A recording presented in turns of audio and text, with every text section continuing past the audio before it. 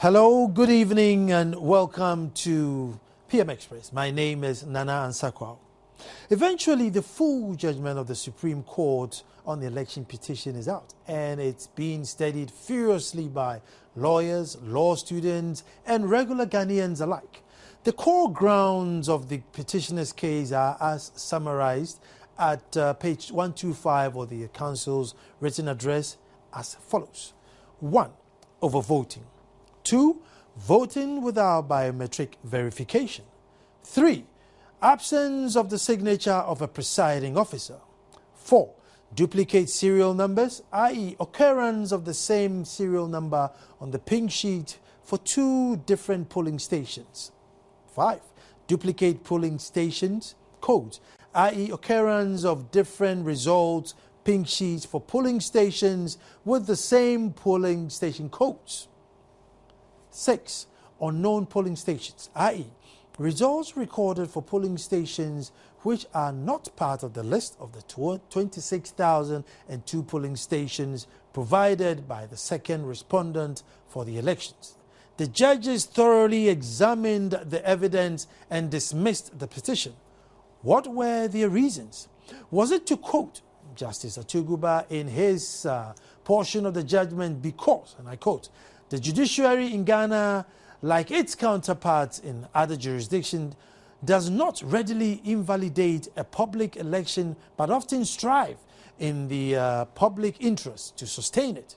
Or could it be that the petitioners did not have a strong case as they thought? In Raila Odinga versus the Independent, electoral and interest to sustain it? Or could it be the petitioners did not have a strong case, a strong case in Raila Odinga versus the Independent, electoral sustain it? The petitioners did not have a strong case. So we're here in the studio with me is going to be my brother who's now joined me, my regular TV brother, and Dr. Morizampa, to really decipher what really went on in the court and what does it mean now that the judgment is fully out. Has the precedence been set? Is this the new law? Who knows? He's the legal brain to talk to us. Stay tuned, and right after the break we'll be talking.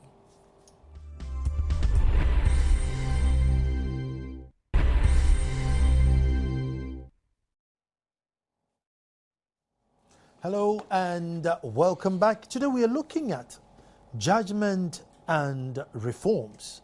There's 2 schools of thought. Someone is saying if there's nothing wrong with it, why are you going to reform it?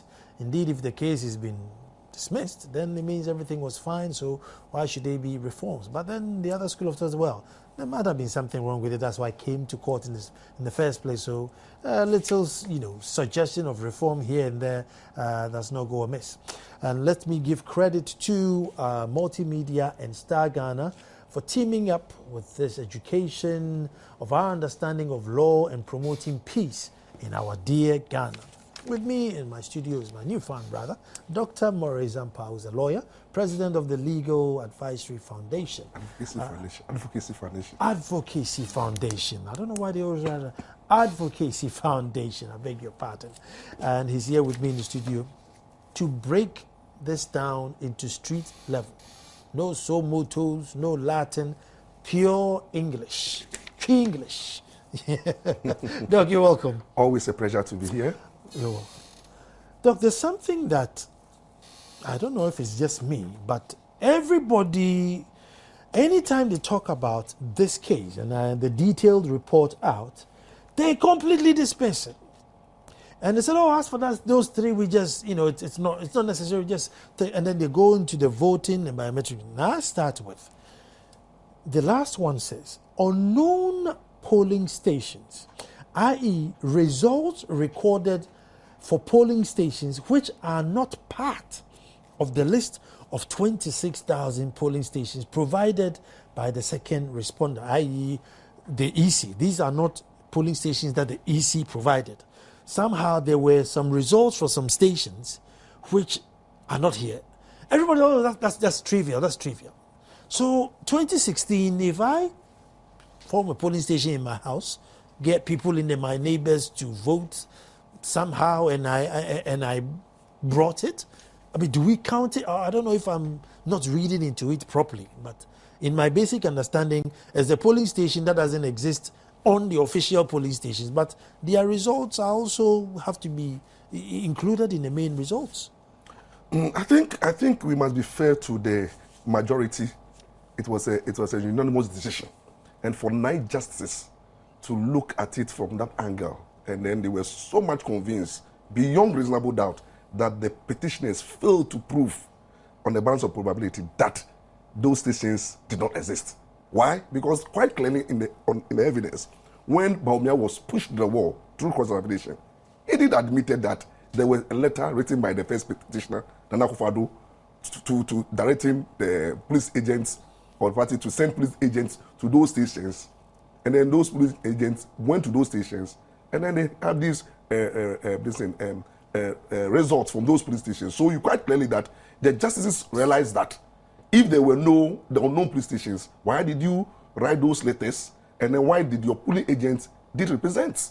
So you realize that one, the evidence was contrary to the effect that the police agent did exist, because there's a letter to that effect, and then 2, the police agents were there. And then you realize that Bawumia was pushed to the wall to find out from the police agent whether those police results actually election took place in those areas. He said, I did not consult them, I have not talked to them. You know, so you realize that the petition themselves knows that particular grounds wasn't so they were not banking their hope on those grounds. So there's evidence to the fact that they were not able to prove that the case on the balance of probability. So all the 9 justices realized that it has no ground, so it was dismissed. And then you realize that the petitioners are not complaining about unknown police stations. From the word go, they didn't have a case. They let it go. Yes. The other one was duplicate polling station codes, i.e. occurrence of different results, stroke pink sheet for polling stations with the same polling station codes. I think that one too, I think the justices realized that it was becoming so much on a technical grounds that we are now looking at what serial numbers and the duplicate codes, what vis-a-vis what their meaning legally means.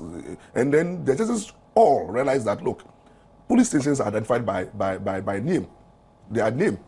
So it's not about serial numbers and then the duplication. So once it is able to identify by the name, it's enough. So also that one, the petitioners were not able to convince the justices as to what the role of serial numbers and then what they do and how duplicate police stations actually affected the results. If Morris polling station had the same code as Nana polling station, the names were better than... Yes, the names were more better. Than the serial numbers. And so they didn't see their way clear. And they said, look, based on this, I didn't see how these serial numbers actually affected the results. So they also did not see any merit in that case. And 9-0.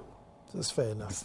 That's fair enough. That wasn't fair. Okay, and then the last one was duplicate serial numbers, i.e. occurrence of the same serial number on pink sheet for 2 different polling stations. I think that one, you realize that at the last days of the trial, Addison was actually pushing hard to discredit Afarajan and to expose him. And everybody was excited because he was making headway, and then he would not only duplicate, triplicate, and quadruplicate, and everything. But the judges also realized that all these things did not actually have any legal effect whatsoever, because to them, once the police stations can be located through the name of the police station, all these things are so much not too much of an issue.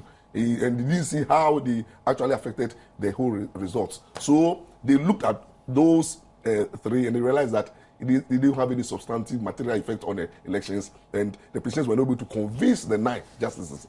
All the 9, even including those who were in their ruling were sympathetic towards the petitioners, they didn't see any merit, and it was dismissed outright. So 9-0, everybody accepted it, and I think the petitioners are not complaining about the 9-0 on those 3 areas. Now, this ruling now, does it become law? Yeah, the ruling is a precedent. The precedent. It's a precedent that, in question of law, how the majority view their holdings, it becomes a law which is binding on any other court.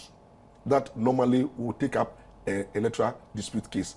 So looking at the law now, although it's a presidential decision, then when the high courts and the various courts who have jurisdiction to hear election cases have an issue of law, the rule of the presiding officers, then you can know that they might look at the authorities of the majority and then decide same.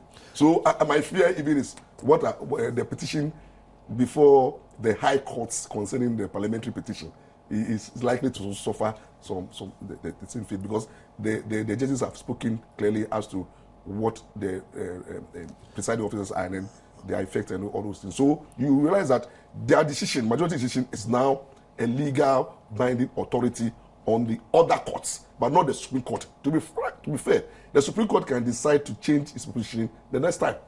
But the other courts, until that time, they have to abide by. The other courts are bound by in terms of law. Well, but if you can also differentiate when there's an election petition, where you are able to differentiate between what actually took place and then what you have, then the judge can decide not to look at it as a binding principle. If you can prove that it's not the same. Yes, then it will not be a binding principle.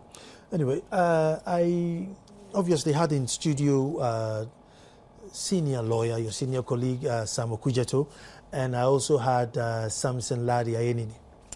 And the issue of voting without biometric came up. My argument was that I'm the chief of my town. I am the only one, the only chief. I'm coming to vote with my pomp and pageantry, or Chiami and everybody. Everyone in the village knows that's Nana Ansakwa. And I don't want to use the biometric because, hey, it's me. Even if I don't thumbprint, it's me. And they said, no, the law says shall. Everybody shall. It says, Nana, even if you're having a heart attack, it is shall. There's nothing you can do. Even the president has to go through a biometric. So 2016, I can go there and say, man, I am voting without biometric, and it stands. Because you know it's me. The whole idea of biometric is if you are not sure, it's not me. But here I am. I'm the chief of this village, and I'm saying I'm voting without it.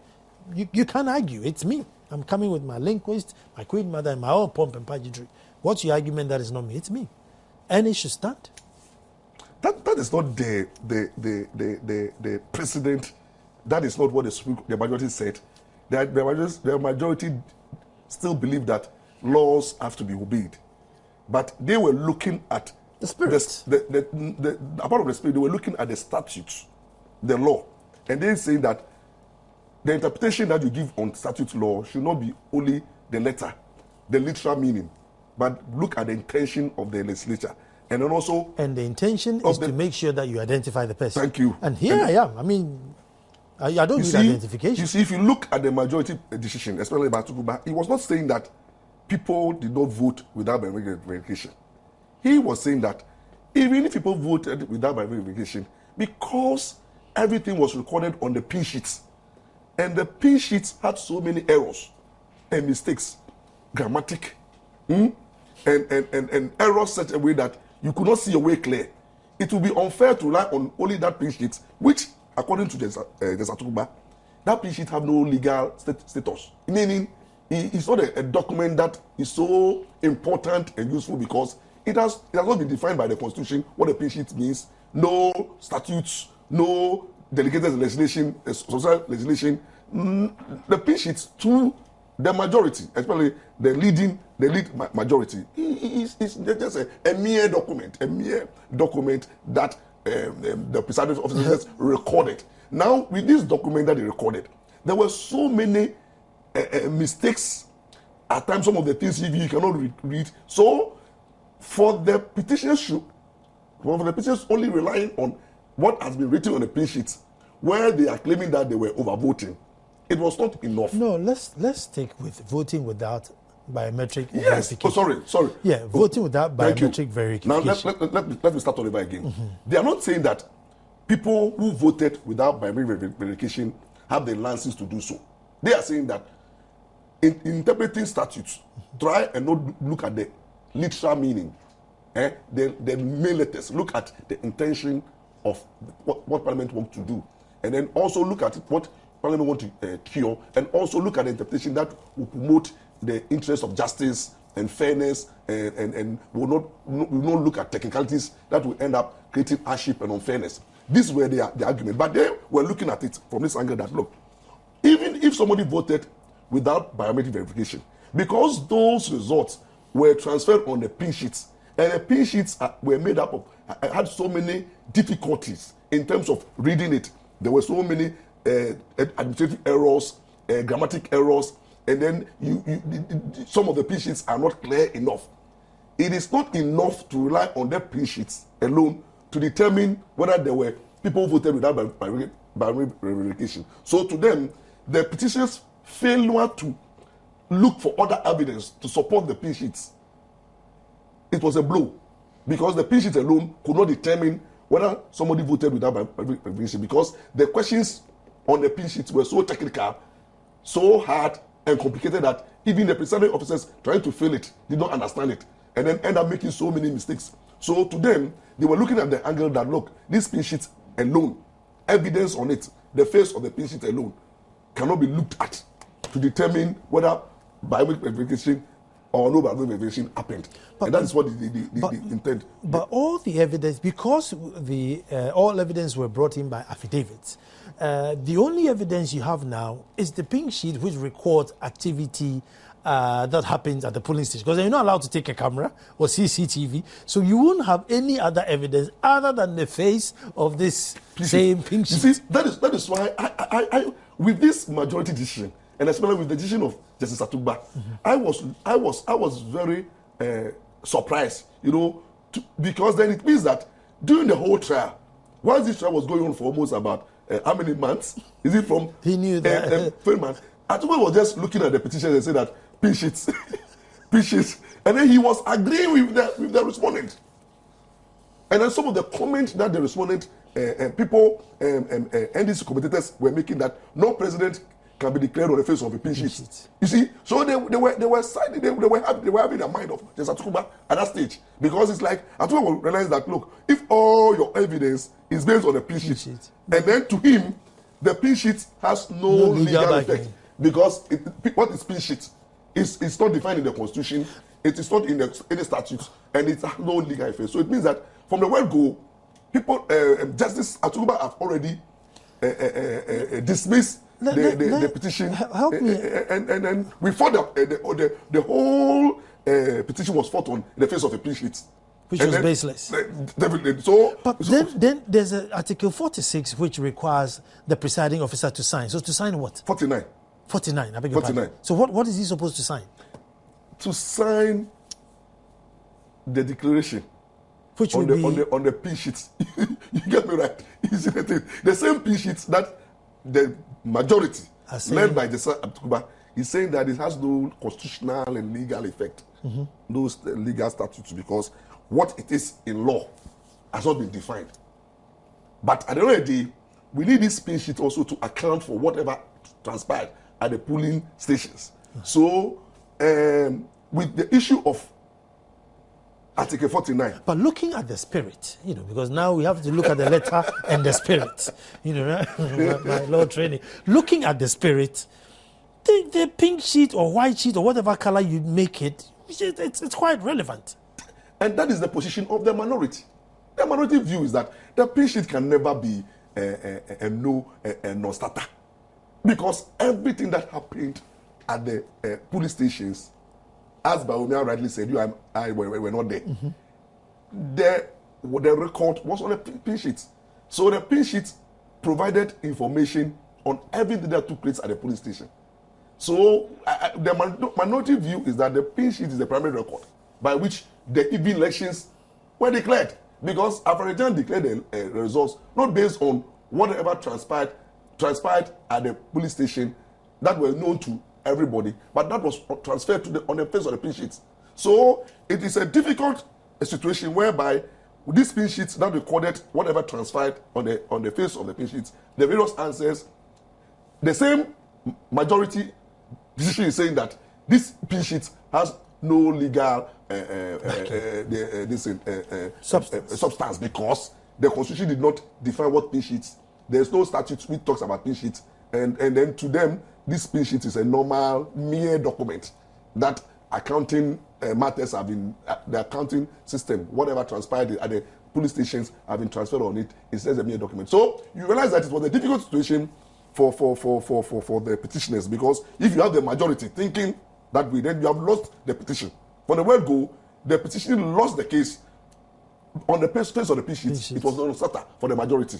And they had hundreds and thousands of them. Yes, and then that is what the evidence. The evidence is on the face of the P sheet. They didn't have any other evidence than that one. Because but could they have had any other? Because any other evidence would incriminate you, because it would be a photo evidence which you're not allowed to.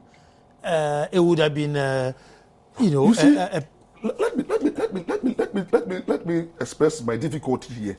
With doing this trial, all the trial, you realize that the justices were more somehow inconsistent in what they wanted to do, and it was difficult to make those comments whilst the case were going on. But me personally, because at one breath you see the justices trying to do an inquiry as to what actually happened. They were inquiring about the truth. Mm-hmm.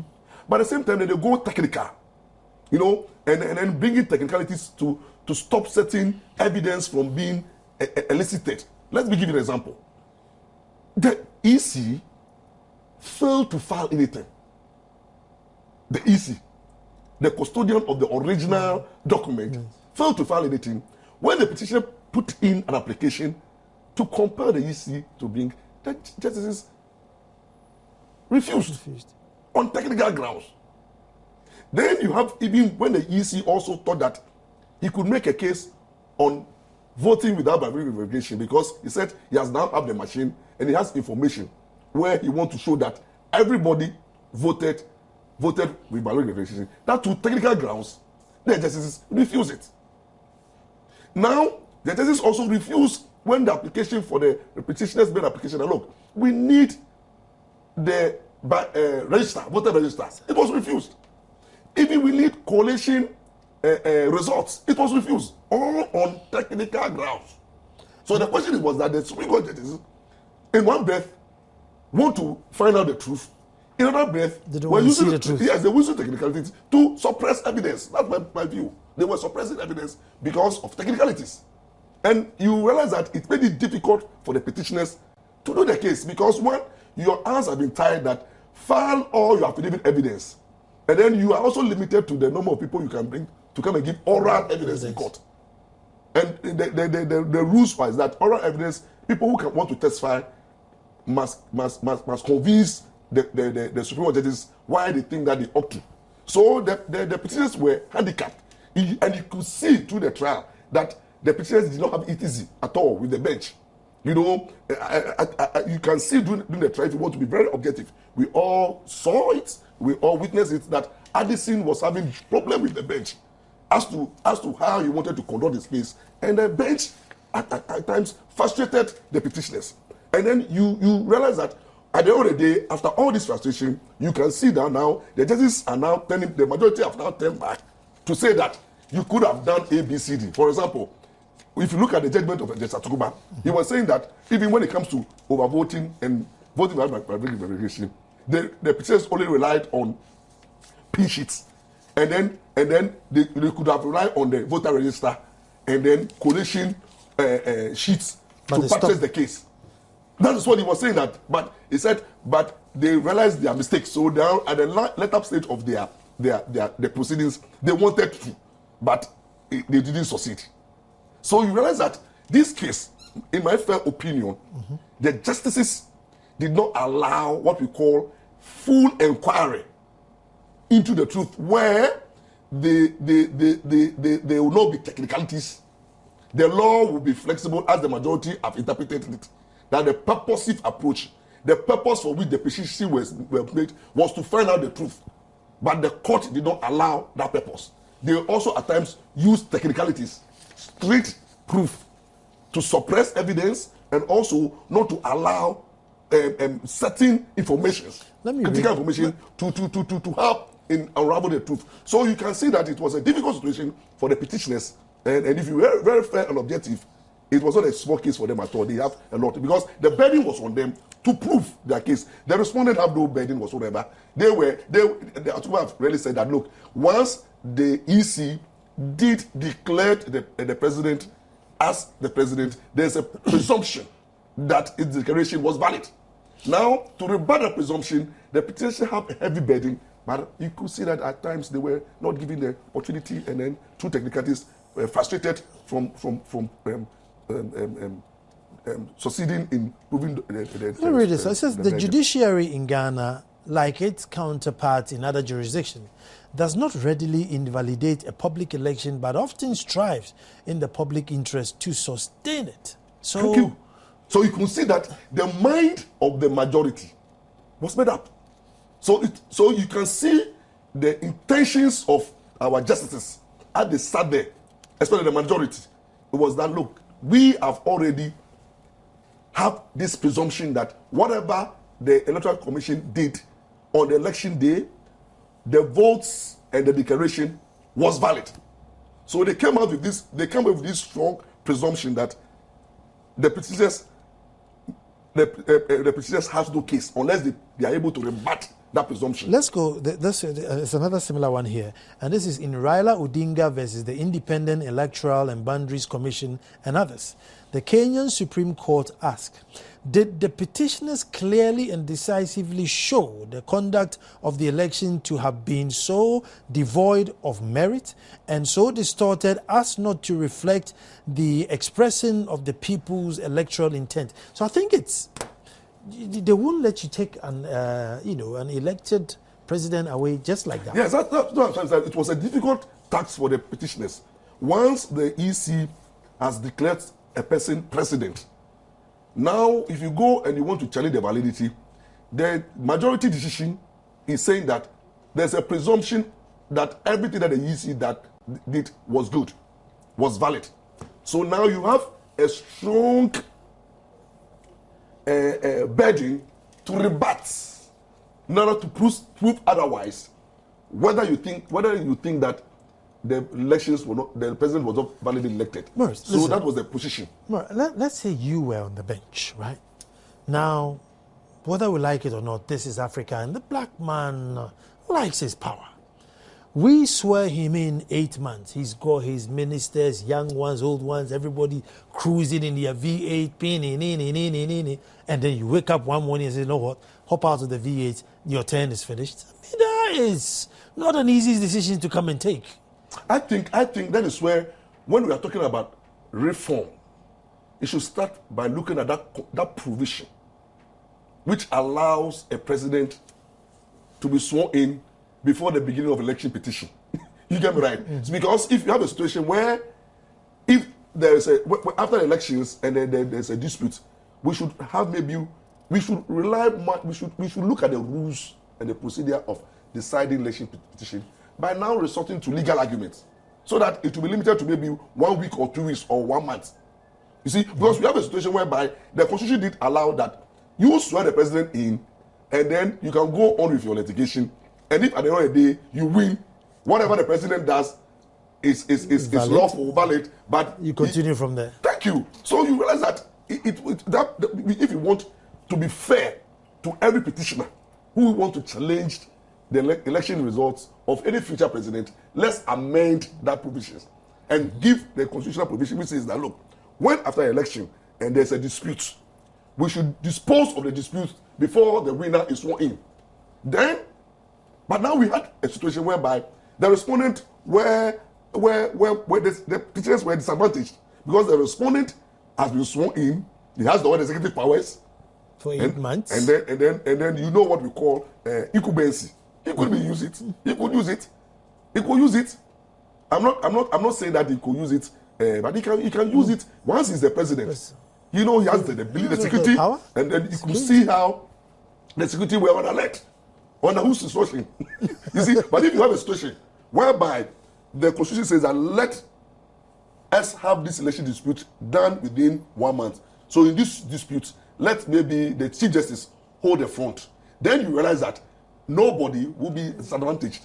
Then it's all good to court and fight it out. Then the Chief Justice will be the President of the Republic of Ghana for 1 month. so that everybody will be neutral. But we have a situation whereby the Constitution allowed the respondent, the first respondent. I'll take a break here, and then when we come back, we want to find out what's overvoting and what's stuffing. If I overvote by 5 and if I stuff by 5, are the effects the same and are the punishments the same? We'll come back. I have a lawyer in the house. Well, hello. The conversation is about judgment and possible reforms. But we're still in the judgment. We haven't even gone. Well, they touch on a bit of reforms that, you know what, once the election goes over, if somebody challenges it and it's really valid, maybe we should all wait. Hand over power to a neutral person, battle it out in court in the shortest possible time before you let it go. But once you let somebody takes power for 8 months, and he's black and he's Ghanaian, and he has all the largesse and the power and the security at hand. And I wake up one morning and say, well, I'm sorry, sir, but I don't think we put you there right, so go home. That could spell disaster. But now, my question is, overvoting and stuffing. So I overvote by 10 and I stuff by 10. Are the effects the same and are the punishments different? Lawyer. Interestingly enough, I think the issue of overvoting became very crucial when the parties, you know, the witnesses, the star witnesses went to the witness box. I said Ukita's definition of overvoting was quite clear that to him, once people who are entitled to vote, those who are the voter register, those who voted do not exceed those who are entitled, then there's no overvoting. So he challenged the petitioners and said, out of all the 26,000 police stations plus, there was no single place where overvoting took place. And his definition was that once, for example, we have 90 people who were registered and entitled to vote, and then we have 60 even issued with the ballot box, and then at the end of the day, 65 cast their votes and it was counted. There's no overvoting because the remaining 5 is what has been termed staffing. Because as you say that it may be a foreign material, any material. And I think that the majority decision supported that view.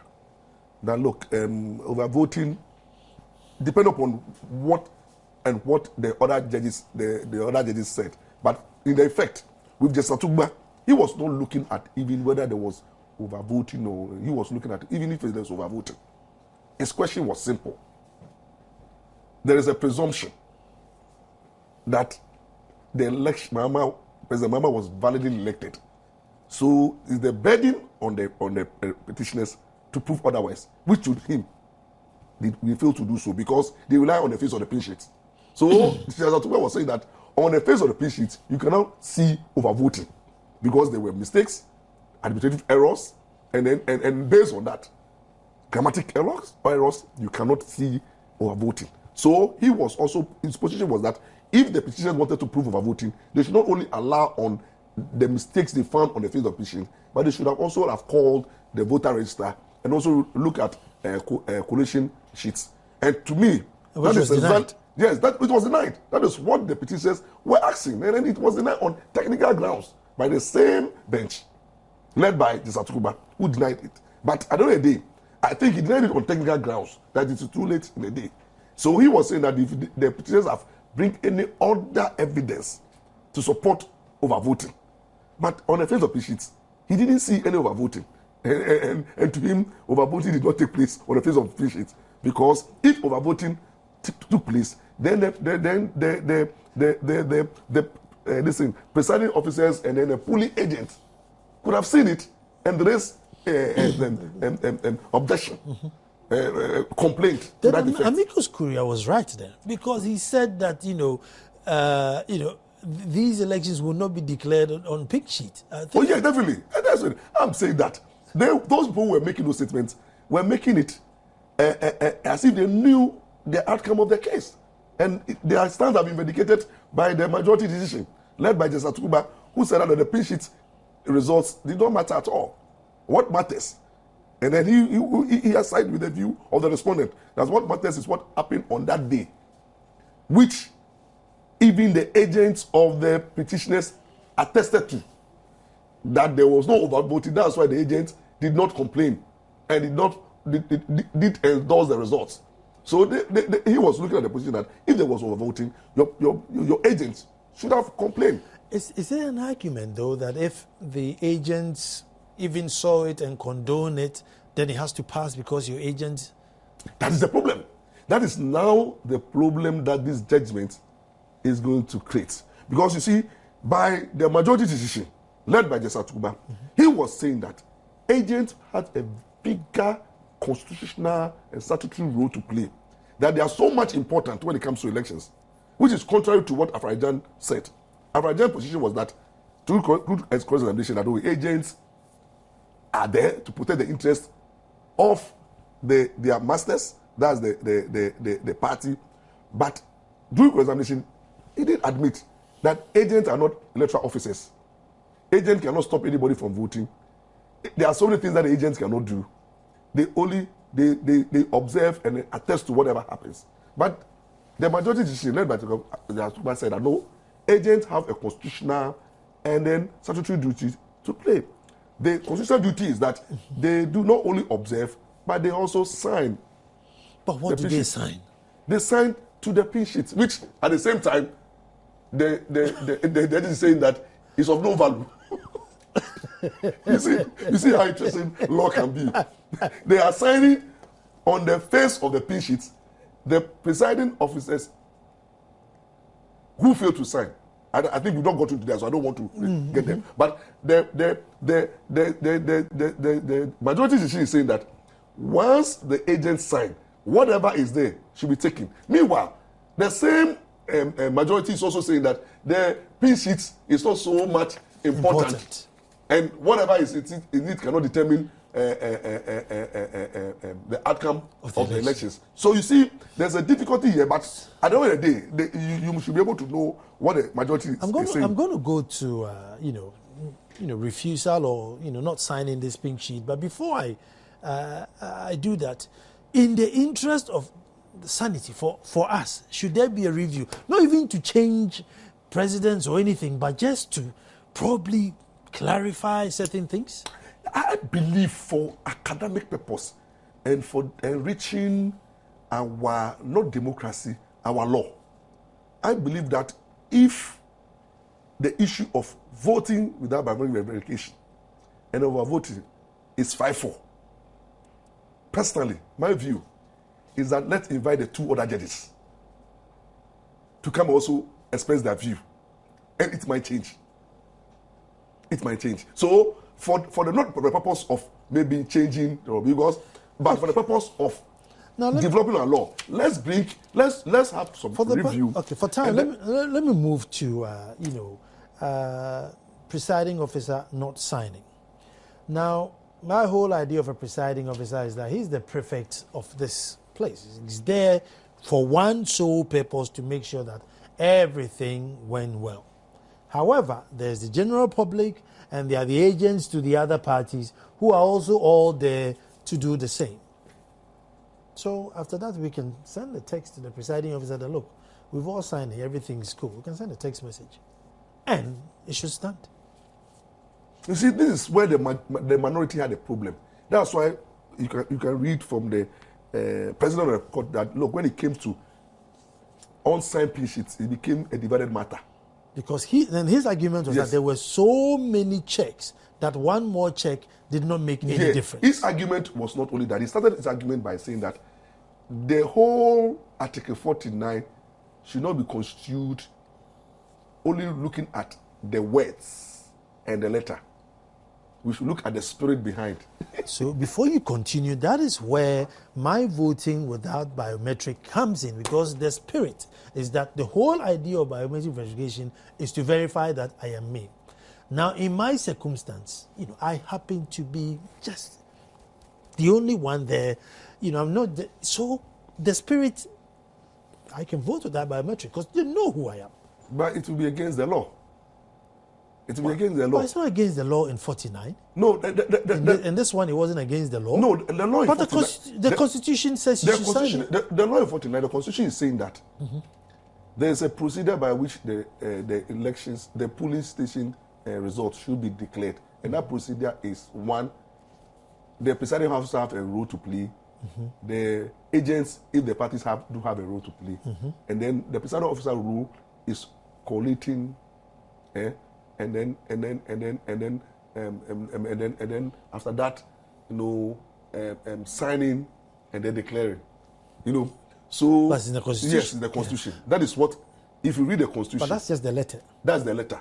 To me personally, I don't see any interpretation here, and I might agree with the minority that there was no call for interpretation. Whether Article 1949 was an issue for interpretation, but I'm saying that the majority position was that if you don't interpret it with the purposive approach and then the spirit of the Constitution, you may have injustice being meted on the innocent voter who innocently went to vote without knowing that the presiding officer, through intentional or negligently, will not perform its administrative duty. And then you can see two different positions. Why Justice Atuba is saying that the duty to sign is administrative duty, the minority are saying that it's not administrative duty, it's a constitutional duty. And then Justice Atuba and the majority position is that if we don't take care and we allow on the technical grounds that one presiding officer failing to sign should nullify the votes, which to the majority decision, the petitioners are not challenging the validity of that vote, that vote did not occur. To them, the vote did occur. They didn't have a problem with the vote. That is why the agent did sign. But the mere fact that somebody did not sign, should it take away the truth? And then, so the other position was that he went ahead even to accuse the petitioners that they are being fraudulent. He used the word fraudulent, and then he said that it was unfair. Lawyer, and then at the end of the day, what he was trying to say is that once your agent disattest that the result did occur, and you're not challenging the result. 49, does it say the presiding officer, does it shall or might? It shall. It's mandatory. Well, see, so you see that. So if the president, let me use the president, because maybe if I use me, I'm just a chief in a small village. The president is in a queue to go and sign. He gets there, maybe the batteries run out in the biometric. Come on. While you're going to buy another battery, I need to go and speak to, the president of America. So let me vote and go, because the whole idea of you going to buy the president is to verify batteries, to verify that I am who I am. And I am who I am. So let me sign it. And just like the presiding officer not signing, in the spirit, the president can vote and go. No, the law was quite clear. So with that one, you see that you should have in mind that the judges are not saying that if you voted without by way of verification, your vote should count. No, they are saying that there's no evidence. The petition failed to provide evidence of people who voted without verification because they rely on the face of pin sheets. And the pin sheet is not valid. You cannot trust the pin sheet. Because the pin sheet said that there were so many errors. So looking at the pin sheet alone will not allow you to prove that somebody voted without biometric. That's the position. But when it comes to the presiding officers, they were looking at it like, look, the purposive approach is that if you look at what the Constitution says strictly, letter to letter, then the presiding officers violated the Constitution. But then if you look at the broader picture, purposive approach, the purpose for which Article 49 was made purpose was to make sure that we validate, authenticate the results. So validate and authenticate the results. Agents of the various political parties can validate it. And once they signed and attested to what actually happened on the ground, on the police station on that day. And so it was even enough, because if your own agents signed and then he did not complain, and you, the petitioners also, you did not complain about the results, that the figures were not right, and your agent also attested. Look, we're running out. 2016. Yes. Do you think we can go into 2016 with this precedence, or we need to tweak it a little bit? This will not be a problem. 2016 will not be a problem. We can just look at 2016. What we need to do is look at the president is quite telling us that the police station agents are very key. They have a constitutional duty. So let's train. The parties must train qualified, competent, and police stations who go there and do the work. police stations who no go, agents who no go there, they will be influenced, bribed, or they go there and sleep. They have a role to play. And then also we will have to look at reforms in the area of early availability of the. That one, they didn't give it 30 seconds. They didn't give a time scale. I mean, the early one can be a week after election. I mean, as early as possible. Oh, what is reasonable? What is reasonable? That's why the IPAC have to meet and the stakeholders. I think we also have to recognize that the EC realize that this, although they have won, but it was not easy. Well, Dr. Moresampa, thank you very much for responding to our call once again. But I lost my case, you see, so it means that whatever happens, I need to vote through biometric. It's not that the judges are saying that you can vote without biometric. All they're saying is that they were not able to prove that people voted without biometric. It wasn't that they are agreeing that you should vote without biometric. It's just that they're saying that the petitioners were not able to prove beyond reasonable doubt that people voted without biometrics. So that's it. And I hope you've got an education. I got a little bit today. Tomorrow we'll be back here to do all of again. I think we're talking to personality profile. We're talking to Darren Dean, Dream Oval, nice chap doing marvelous things. And I say, if you have any young children or brothers and sisters, siblings in the university, listen to him. And I think you get a lot of inspiration out of what he's doing. Thank you very much for watching, and you know what? As I say, we always come back to do it all over again.